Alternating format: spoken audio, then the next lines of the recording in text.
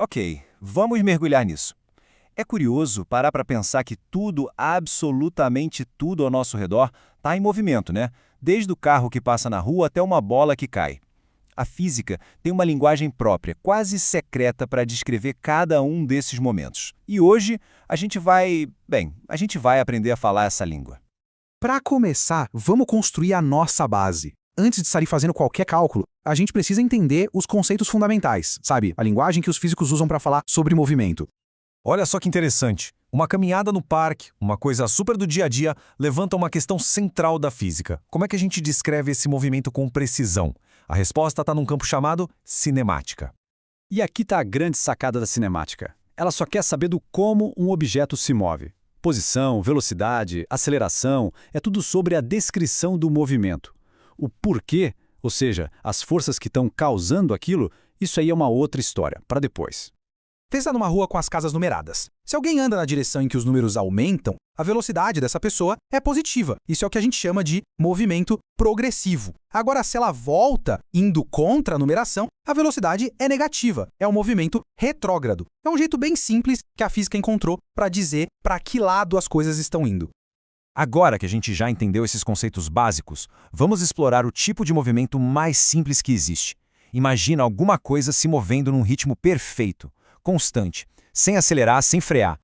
Isso leva a gente direto para o movimento uniforme, ou simplesmente MU. O segredo está todo no nome. A palavra-chave aqui é constante. A velocidade não muda. Ponto, nem um pouquinho. E isso se desdobra em 3 ideias principais. Primeiro, se a velocidade é constante, quer dizer que não tem aceleração.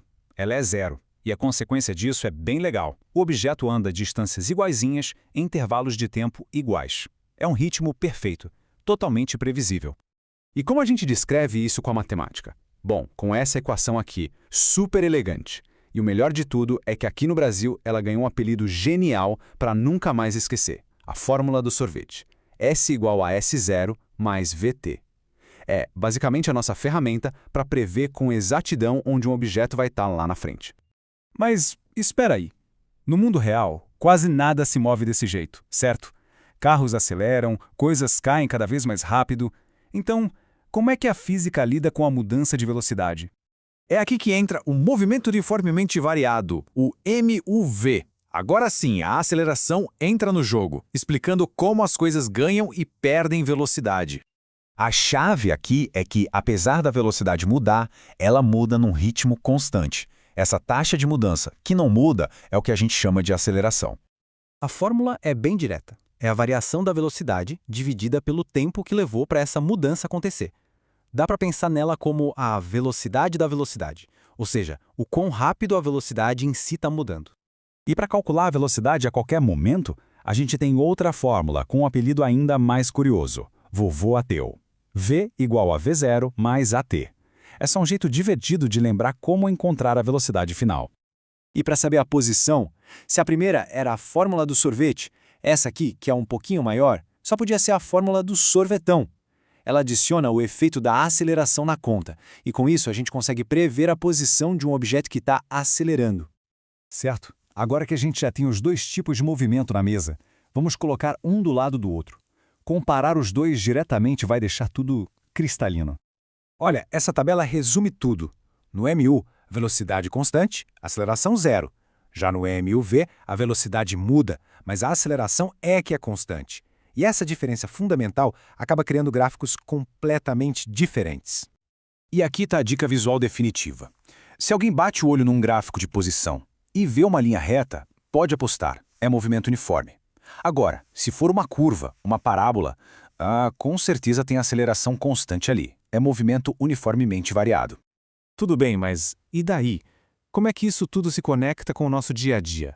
Vamos ver como essas fórmulas saem do papel e descrevem o mundo que está bem aqui ao nosso redor. Esse é o exemplo perfeito.